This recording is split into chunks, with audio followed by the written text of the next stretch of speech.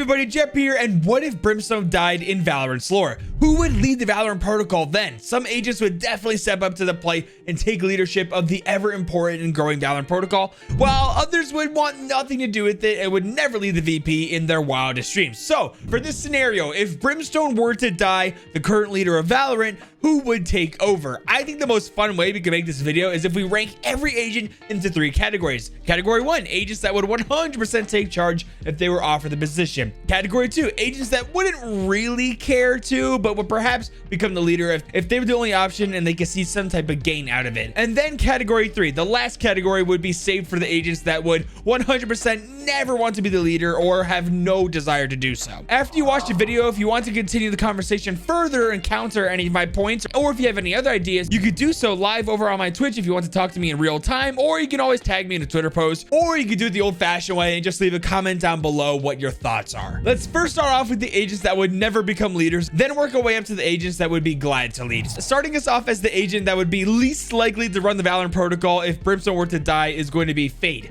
Now, we all know that Fade didn't start off with the VP on the best terms. Being the notorious blackmailer that terrorized the VP for months, it's still safe to say I'm sure some of the agents still have a sour taste in their mouth from all that shenanigans going on then. She already said in a voicemail that her priority is to find the man she cares about, and it's really not with the Valorant Protocol. So if Brim died and someone asked Fade to lead, she'd probably just laugh in their face. The next agent would be Neon. She definitely doesn't look like the person that would want to accept all of that responsibility. She is a free will person that doesn't really want to be bound by any leadership positions. She likes to have fun and is just now starting to really care for some other agents on the VP. Plus, I think she's like too young and inexperienced to lead such an important organization, and I'm pretty sure she would realize that and turn down the position. Next would be Astra, the queen of the cosmos, which is exactly what she'd be doing instead of being tasked in leading the VP. She already doesn't go on very many missions, and we've never seen her in a cinematic or really any voicemails to Brimstone. The only thing I can remember off the top of my head is she sent like one email to Brim.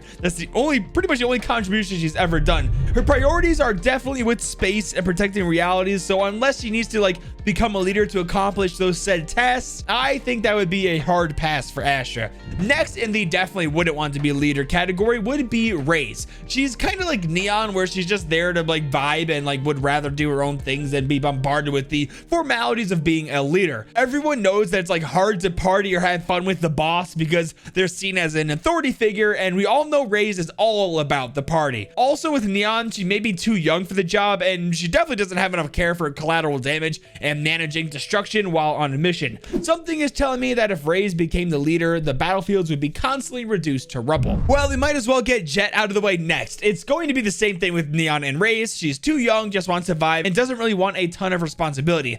Honestly, I just think Jet wants to just do her own thing and wouldn't be bothered to be in a leadership or authority position. The last agent in this category is going to be Yoru. Now, I'm pretty sure you guys saw this one coming, but the reason why I have him last in the category is because I feel like there might be a slight hint he would consider leading the VP.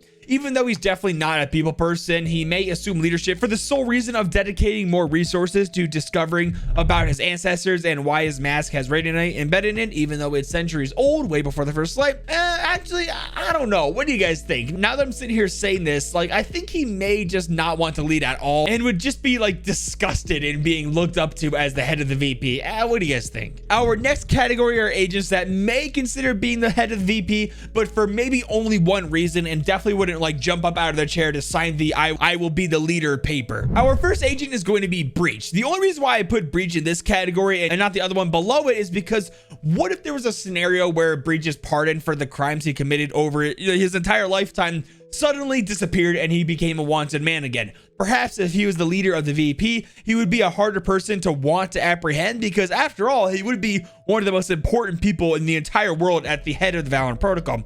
Other than that, I feel like he wouldn't really care for the job. Next is going to be Cypher. Now, I'm sure a bunch of you Cypher fans would assume that he would definitely want to lead the VP if given the chance, but let's just try to remember that Cypher desperately wants to remain as anonymous as possible. He really doesn't want his name, location, or face being out there to the public. Cypher has many enemies that he's accumulated over the years, and plenty of safe houses to camp out in if one's location gets overrun. I think he would consider the idea of being the leader, but would most likely have to refuse an invitation for it because of the likelihood of a bigger spotlight on him in the leadership position. The agent up next will probably surprise some of you guys, but I'm going to put Omen in this category. I just get the vibe from Omen that his priorities right now do not align with being the head of Valorant Protocol. He'd much rather figure out about his past life and end his suffering than pile on so much more work which would come with the job and probably stress him out even more. Plus, I feel like Omen would be really hard at being approachable if he was the leader, so it probably wouldn't really work out much anyways. But nonetheless, he is one of the earliest agents on the VP and a friend to the higher ups, so perhaps he would consider it maybe. Next is going to be Skye. Now, this is an easy and quick one for me. Skye would only really accept the position if she was able to enforce more eco-friendly protocols and programs to save critical parts of the environment. If that is doable, then perhaps she'd take the job. But if those visions of a cleaner future aren't yet able to be accomplished as the leader of the Valorant Protocol, then she'd likely refuse the job.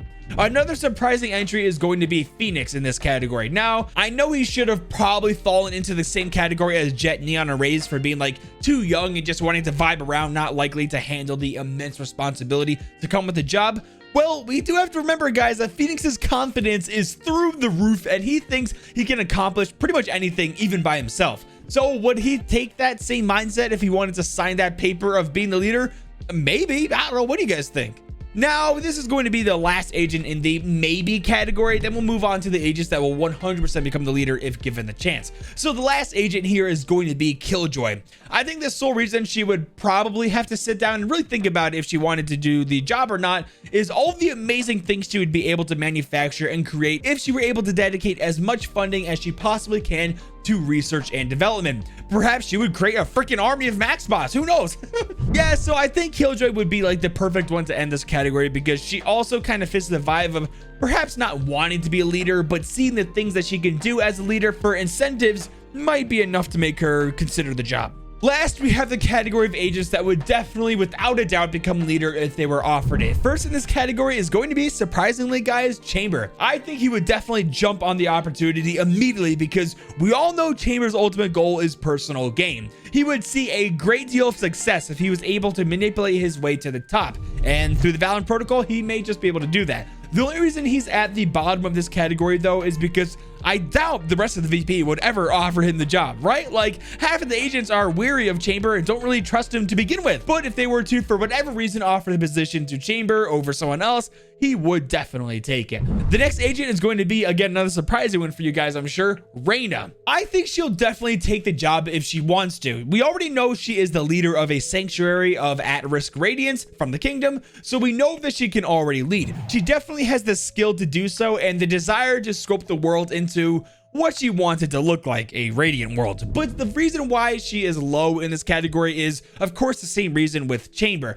Who in the world would offer Reyna the position? I know for sure I wouldn't. Next up is going to be Viper. Now, she already was once Brimstone's second in command of the VP previously, and she has been with Valorant Protocol pretty much since its founding. So she would be a great pick for leading the VP after Brimstone's death. However, I don't think Viper is the most psychologically appropriate pick for the job. Her morals are pretty harsh and she definitely isn't the most forgiving person out there. I don't think her mental state is in a position to lead right now. She would be a strong leader though, but would likely rule with an iron fist, making all the other agents either fear her or want her gone. Now guys, we head into the top 3 of my list. Coming in at number 3 is going to be another OG and highly responsible agent, Sova. Probably the most responsible agent of the entire Valorant Protocol. He genuinely cares for his comrades and what's right for the greater good. He's calm and level-headed. The only issue with Sova being the leader that I'm thinking about is we've already seen him show off his sort of pacifist side of himself before with letting his Omega double go. You know, that was the enemy after all, right? They are coming over and ruining our planet. So we have to question if Sova will perhaps make an awful error in judgment if a particular humanitarian decision needs to be made as a leader. What are your guys' thoughts on that? Coming in at number 2 is everyone's favorite sassy robot, KO. All right, in all seriousness, I think KO would be perfect for the job. Even though he does have emotion and a ton of personality for an inanimate object after all, he clearly would excel as a leader, knowing exactly what needs to be done and will make difficult decisions on the fly quicker than pretty much any human or radiant probably could. He is extremely powerful and very durable as well. One bullet from a weapon to a human or a radiant can be catastrophic to them and potentially leave the Valorant Protocol leaderless again. It's going to take a lot more than that to take him down. I just think KO would be a perfect leader that could peel away the humanity filters when making a difficult decision or mission objective. That leaves us with the last agent on my list, and what I think would be the most ideal and logical decision to lead the Valorant Protocol if Brimstone were to die, and that of course is going to be Sage. It really does make sense. She's a second in command right now and likely knows just as much classified information as Brimstone does. She's passionate about the Valorant Protocol and obviously the best at keeping her team alive. Everyone looks up to her, and besides Viper, everyone else admires and respects her as well. Plus, she's like incredibly powerful, which would make her a capable leader as well. Well, what do you all think about my list? Is there anyone else you'd like to swap around, or you feel I did anyone wrong? Let me know in the comments below. If you enjoyed the video, then make sure to leave a like and subscribe notifications if you're new. Now, with all that being said, Jeppy out.